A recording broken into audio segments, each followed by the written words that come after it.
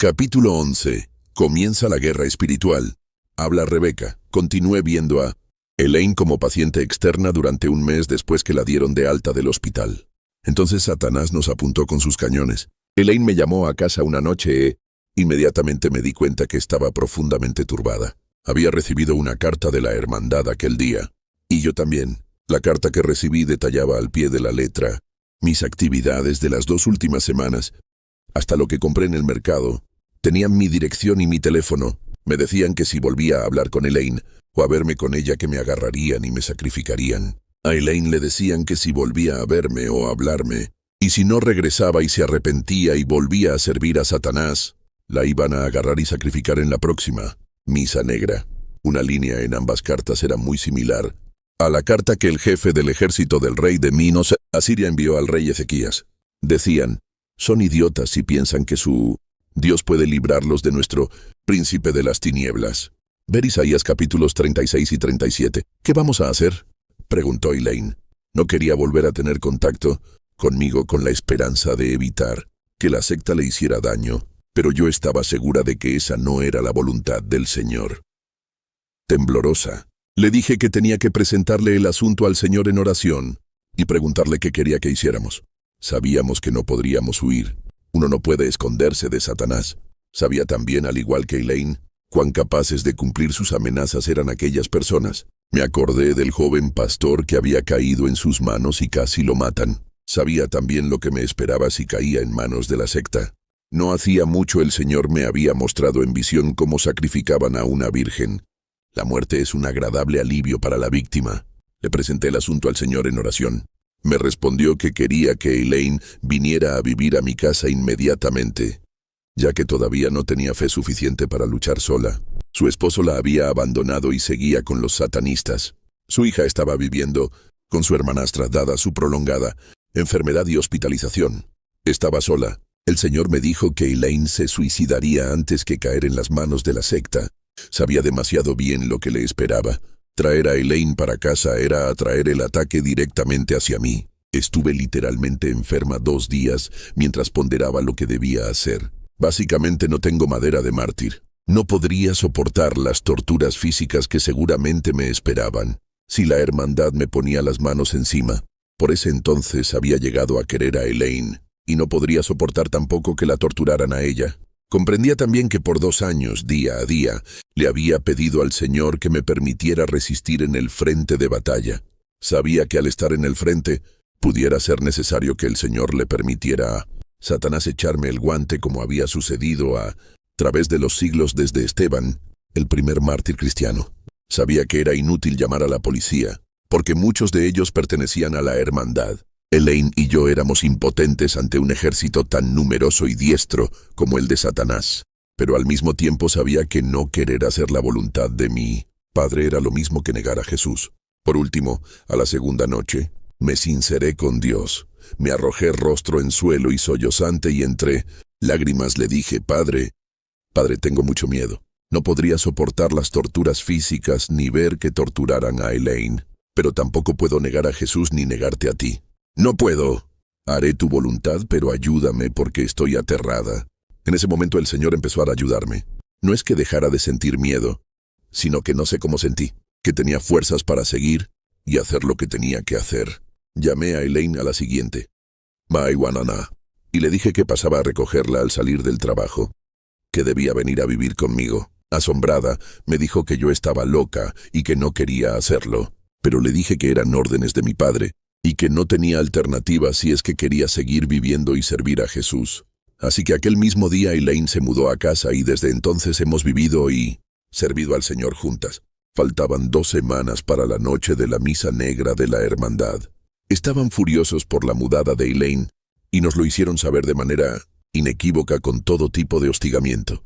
Llamaban por teléfono a cualquier hora, golpeaban en los lados de la casa y en las puertas en medio de la noche, tiraban piedras por las ventanas y hasta agujerearon con disparos las paredes. Mientras tanto, sentía que la batalla era más bien espiritual. Solo Dios podía pelearla. Leí y le conté a Elaine la historia del rey Josafat en 2 Crónicas 20. Un vasto ejército marchó contra él. Vio que no tenía ninguna posibilidad de enfrentar a aquel ejército, por lo que junto con toda su gente le presentó el problema al Señor en oración. Dios le respondió que la batalla era suya y que Él, el Señor, los protegería. Le dije a Elaine que nuestra única esperanza era resistir en fe y que el Señor pelearía por nosotros. Teníamos que confiar que si Él decidía otra cosa nos daría las fuerzas para resistir lo que su voluntad determinara. Mi oración era que si permitía que el grupo nos torturara, que nos diera las fuerzas para no negar a Jesús a ningún precio. Resultara lo que resultara. Yo sabía que podría permanecer junto a Elaine y sustentarla en su fe hasta el final. No informé nada de esto a mis padres. No quería arriesgarme a que la ira de la hermandad se volviera contra ellos. Es más, no podíamos acudir a nadie, excepto al Señor. Tuve que contárselo todo a mi compañera de casa, quien se asustó tanto que se fue a vivir a otro lado durante esas 2 semanas. A medida que transcurrían las 2 semanas y el hostigamiento arreciaba, Elaine y yo leíamos y releíamos aquel pasaje de Crónicas. El día antes de la misa negra de la hermandad, estando yo sentada en la biblioteca del hospital, uno de los estudiantes de medicina, también cristiano, se me acercó y dejó caer una tarjeta en mi regazo. Contenía unos versículos bíblicos. Me dijo que no sabía por qué me los daba, pero que el Padre, 3 días atrás, había puesto en su corazón que los escribiera y me los diera. Todavía guardo aquella tarjeta. Decía exactamente lo siguiente: «No temáis ni os amedrentéis delante de esta tan grande multitud, porque no es vuestra la guerra, sino de Dios. No habrá para qué vosotros peleéis en este caso. Paraos, estad quedos y ved la salvación de Jehová con vosotros». Segundo libro de Crónicas 20, del 15 al 17. Eran los mismísimos versículos en que Elaine y yo estábamos apoyándonos. Jamás podré expresar lo que sentí. Por primera vez supe, sin sombra de duda, que el Padre pelearía por nosotros y estaríamos a salvo. Y a salvo estábamos. La noche que la hermandad había señalado, Elaine y yo estuvimos hasta la medianoche, escuchando discos y cantando alabanzas al Señor. Cuando el reloj marcó la medianoche, el disco que escuchábamos era de Bill y Gloria Gaither. La canción que cantaban era «Consumado es». Y nos pusimos de pie y alabamos a Dios porque ya todo había terminado. Había cumplido su palabra. Había peleado por nosotros. Estábamos intactas. Nos fuimos a la cama y dormimos en paz el resto de la noche. Al siguiente día de la misa negra de la hermandad, la batalla entró en pleno apogeo. Los demonios que estaban en Elaine trataban abiertamente de matarla. Hasta ese entonces había insistido que no tenía demonios. Pero aquella noche la tomaron y la arrojaron al piso con un agudo dolor en el pecho, parecido al dolor de un ataque cardíaco. Sin saber qué hacer, le grité al Señor que interviniera. Así lo hizo y el dolor desapareció. «Elaine, eso tiene que haber sido un demonio. ¿Por qué te empeñas en negarlo?» «Sí, era Manchan. Está tratando de provocarme un ataque cardíaco». «¿Quién es Manchan?» «Manchan es el demonio que ha estado guiando mi espíritu desde hace años. Satanás le ha ordenado que me mate». En ese entonces yo sabía muy poco de lucha contra demonios, pero se me ocurrió que había que resistirlos de la misma manera que el Señor me había enseñado a resistir a Satanás. A viva voz y en el nombre de Jesús. Se lo dije a Elaine. Le recomendé que a viva voz, en el nombre de Jesucristo, le ordenara que dejara de hacer aquello y saliera. Elaine pensaba que era vergonzoso hablarle en voz alta a Manchan, y no quiso hacerlo. Repetidas veces durante los siguientes 2 días, Manchan estuvo arrojando a Elaine al piso. Ella se negaba a abrir la boca y, por fin tuve que ordenarle en el nombre de Jesucristo que dejara de hacer aquello. Yo sabía que Elaine también tenía que aprender a pelear, que el Señor no iba a permitir que yo siguiera peleando por ella indefinidamente. Tuve que enfrentarme a la terquedad que le había permitido sobrevivir todos aquellos años, pero que ahora estaba mal encaminada. Por fin, al tercer día, desesperada, mientras Manchan la atacaba de nuevo, fui a la puerta de la calle y, abriéndola, le dije: «Si no te humillas y te diriges a Manchan en voz alta como el Señor quiere y te le enfrentas, te va a matar. Vete de aquí a donde no te puedan oír y no regreses hasta que este asunto esté liquidado. Si dejas que te mate, no quiero que sea en el medio de mi sala». Salió inmediatamente y yo quedé espantada. ¿Qué había hecho? ¿Y si la mataba? Yo no quería eso. Había sido demasiado brusca. Me arrodillé y oré intensamente. Mientras oraba, como a los 2 minutos, Elaine entró como una ovejita. Sentí un inmenso alivio de verla sin un rasguño. «¿Qué pasó?». Hice lo que me dijiste. Le ordené que saliera y salió. Desde ese momento la batalla arreció. Richan y muchos otros comenzaron a afligirla. Como a la semana ya sabía yo que si los demonios no eran echados fuera la iban a matar. Yo nunca había echado fuera demonios y no estaba segura de que pudiera hacerlo. El miércoles en la mañana llamé al pastor Pat y le conté la situación. No llamé al pastor de la iglesia a que asistía cerca del hospital porque no creía que pudiera ayudarnos. Tiempo después, sus acciones demostraron que el discernimiento que el Señor me había dado era correcto. Le dije que, en mi opinión, Elaine no era liberada aquel día, la matarían. Me dijo que la llevara al culto de oración de aquella noche y que después lidiaríamos con los demonios según el Señor nos guiara. Fue toda una batalla llevar a Elaine a la iglesia porque los demonios que había en ella hacían lo posible por impedir que fuera. Prácticamente tuve que llevarla en peso al automóvil y asegurarla con el cinturón de seguridad. La sufriente Elaine aguantó hasta que terminó el culto de oración, pero nadie excepto el Señor lo notaba. Los demonios la estaban destrozando desde adentro, tratando de matarla antes de que los expulsaran. Admiro mucho el valor y la determinación de Elaine de ser liberada. Ni una sola vez se quejó de su agonía. Después del culto de oración, el pastor Pat nos pidió a Elaine y a mí que fuéramos con él, y 2 ancianos de la iglesia a su oficina. No creo que aquellos 2 ancianos hubieran participado antes en sesiones de liberación. El pastor Pat sí, comenzó con una oración. Le pidió al Señor que sellara aquel cuarto con sus ángeles para que nada ni nadie pudiera entrar ni salir de aquel lugar hasta que la obra quedara terminada. Elaine y yo nos miramos. Sabía que estaba pensando lo mismo que yo. Ahora viene lo bueno. Tras orar, el pastor se dirigió a Elaine para que confirmara que había aceptado a Jesús como Salvador, Señor y amo de su vida, que había rechazado a Satanás y todo lo que con él tuviera que ver, y que quería que los demonios salieran. Así lo hizo. Desde ese momento comenzó la batalla. Los demonios afloraban y hablaban a través de Elaine. Jamás había visto nada parecido. Sus ojos, su voz, su rostro se transformaba. Nunca olvidaré al primer demonio. De pronto una voz masculina y gutural dijo: «Soy Yagog, el demonio de la muerte, y todos ustedes son unos idiotas. No pueden ganar. Mataremos a esta estúpida traidora. Ella pertenece a Satanás y él no va a permitir que siga viviendo». El pastor Pat ni pestañeaba. «Espíritu mentiroso y necio. Elaine está ahora en territorio sagrado. Ella pertenece al Señor y tú lo sabes. Te ordeno en el nombre de Jesús que salgas de ella». La batalla rugió por 8 horas. Muchos demonios fueron sacados a la superficie, obligados a identificarse y echados fuera. Fue una hermosa experiencia. El Espíritu Santo estaba en control absoluto de todo y había una suave coordinación entre nosotros a medida que él usaba primero a uno y después a otro. Sentíamos la presencia del Señor en aquel cuarto. Ordenábamos a los demonios que salieran de Elaine. Con la autoridad del nombre de Jesús, leíamos la Biblia en voz alta. Cantábamos alabanzas al Señor y orábamos y alabábamos al Señor por su total victoria sobre Satanás. Los demonios parecían particularmente atormentados por nuestras alabanzas y parecían perder fuerza rápidamente. La mayoría fueron saliendo en medio de una tos violenta. ¡Qué alegría! ¡Qué gozo cuando por fin terminó la sesión de liberación! De pie, palmeábamos y alabábamos al Señor en completa y hermosa unidad. Extenuadas pero gozosas, Elaine y yo regresamos a casa alabando al Señor.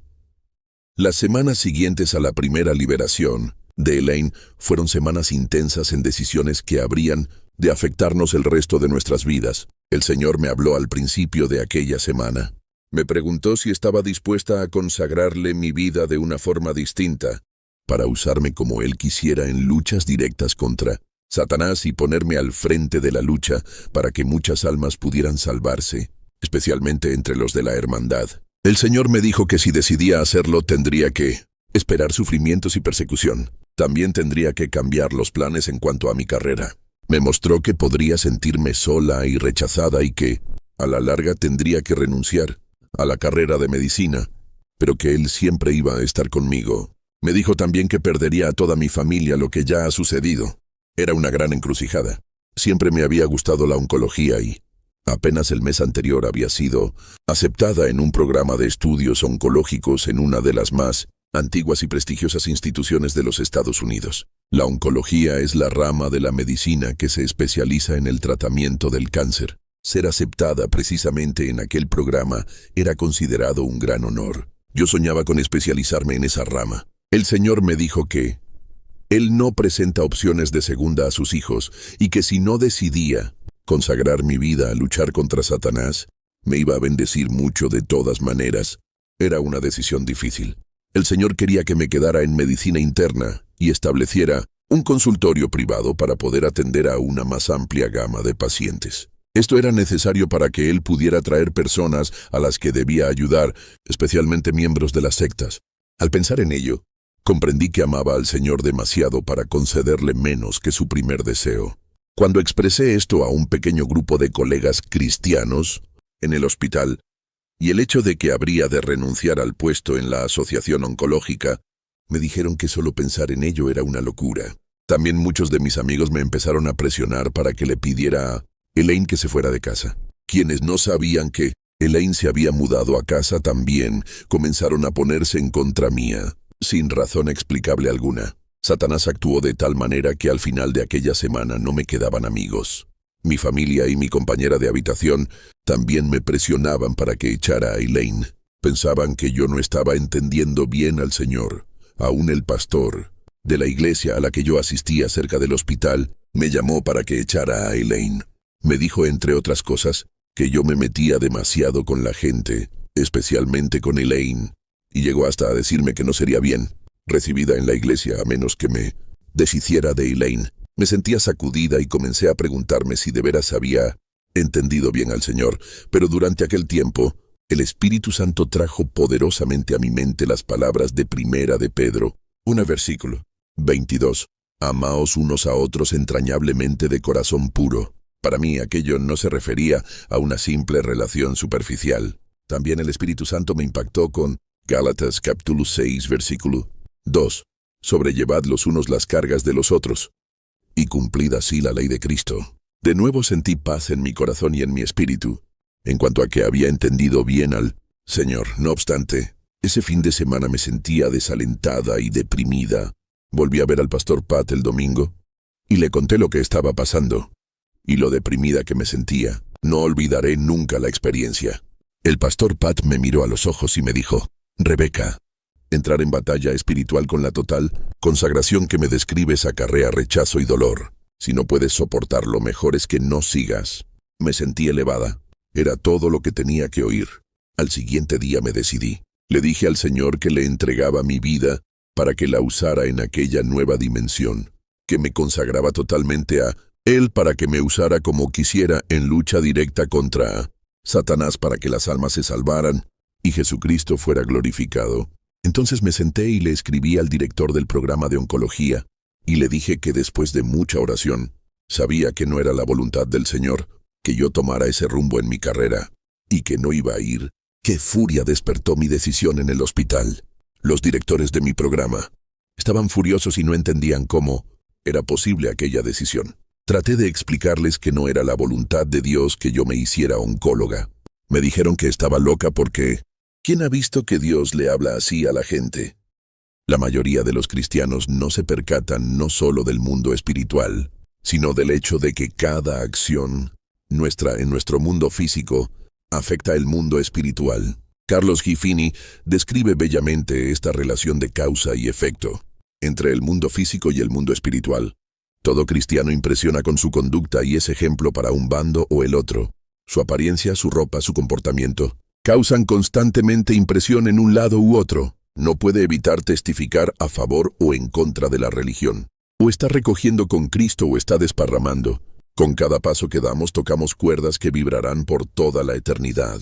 Cada vez que te mueves, tocas claves cuyo sonido resuena por sobre las colinas y los valles del cielo y por las oscuras cavernas y bóvedas del infierno. Con cada movimiento de nuestra vida, estamos ejerciendo una tremenda influencia que repercutirá en los intereses inmortales de las almas que nos rodean. La última llamada. Guía de avivamiento por J.C. Po 3. Algo ocurrió de repente que hizo de esta verdad una realidad en mi vida. No había comprendido la importancia de la ola de reacción en el mundo del espíritu de los acontecimientos de mi vida. Primero, yo había estado utilizando el poder de Jesucristo para bloquear la brujería en uno de los hospitales favoritos de Satanás. En aquel tiempo el Señor me había hecho partícipe en la batalla en que Satanás perdió a una de sus principales esposas, acontecimiento que significó una pérdida de prestigio para él en su reino. Poco después, Satanás y sus demonios fracasaron en su intento de tomarnos a Elaine y a mí como sacrificios humanos, porque el Señor había intervenido para protegernos. Creo que la gota que rebosó la copa, por así decirlo, fue mi consagración total al Señor para que me usara en batallas directas contra Satanás. Poco consciente de las ondas que esto causaba en el mundo espiritual, un día salí tranquilamente al patio de mi casa a comer en la mesa bajo los árboles. Allí sentada y disfrutando el sol, Dios permitió que el velo entre el mundo espiritual y el físico se disipara brevemente. De repente apareció una figura resplandeciente que se sentó frente a mí. Tenía forma humana. Mientras lo miraba en callado asombro, el Espíritu Santo me reveló quién era. Era el ser que menos esperaba conocer personalmente. Aquella figura resplandeciente que se me presentaba con el brillo de un ángel de luz. Era el príncipe de las tinieblas, el príncipe de la potestad del aire, soberano de un vasto reino de maldad, Satanás en persona. No recuerdo los detalles de su apariencia porque no podía apartar mis ojos de aquellos ojos. Eran tan perversos, eran negros como el carbón y tenían una profundidad, negrura y maldad que parecían saltar y envolverme. Por un instante sentí como que caía hacia adelante en el negro abismo de aquellos ojos, pero algo me sostenía y estabilizaba. Se veía que Satanás estaba furioso, muy furioso. «¡Satanás!», exclamé, y él confirmó su identidad con un brusco movimiento de cabeza. «¿O qué buscas? Mujer, ¿te atreves a enfrentarte a mí? A eso he dedicado mi vida». «Lo sé, pero ¿de veras te atreves a enfrentarte a mí?». Me quedé perpleja y sorprendida ante la reiterada pregunta. Era obvio que su ira crecía por instantes, pero el Espíritu Santo me llenó de tan completa paz que después me maravillaba de no haber sentido miedo. «Satanás, no me enfrento a ti en mi propio poder, sino en el poder y la autoridad de Jesucristo. Pues calcula primero el costo, como el Jesús a quien sirves aconsejó a sus discípulos», me dijo, y citó al pie de la letra lo siguiente: «Porque ¿cuál de vosotros, queriendo edificar una torre, no cuenta primero sentado los gastos, si tiene lo que necesita para acabarla? Porque después que haya puesto el fundamento y no pueda acabarla, todos los que lo vieren no comiencen a hacer burla de él, diciendo: este hombre comenzó a edificar y no pudo acabar.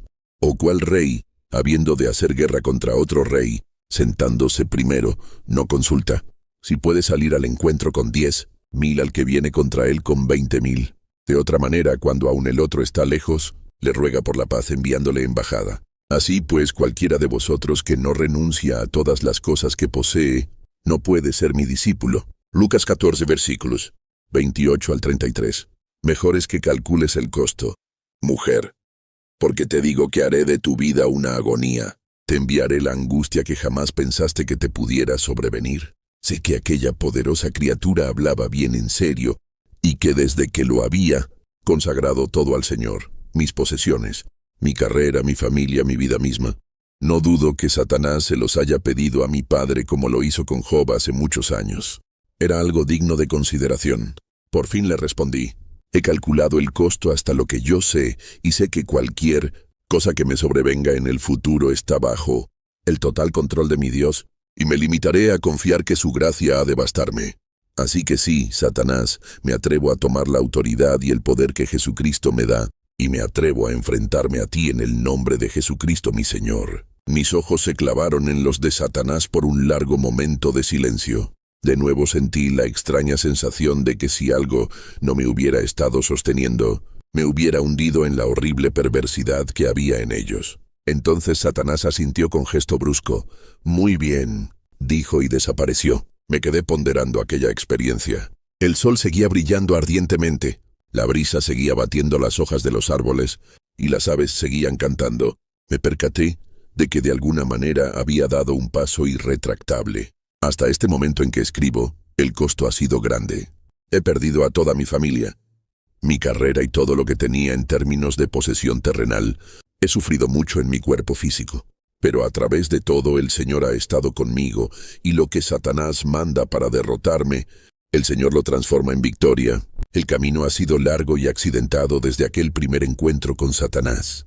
Él ha convertido mi vida en agonía y en una angustia que yo nunca supe que existía. Y sé también que mucho más ha de venir, pero también jamás hubiera llegado a conocer al Señor como lo he conocido. Y aunque sé que también en cuanto a eso es solo el comienzo, conocerlo mejor vale cualquier precio. Por fin sé el significado de Mateo 6 del 19 al 21, donde Jesús dijo: No os hagáis tesoros en la tierra, donde la polilla y el orín corrompe, y donde ladrones minan y hurtan. Mas haceos tesoros en el cielo, donde ni polilla ni orín corrompe, y donde ladrones no minan ni hurtan.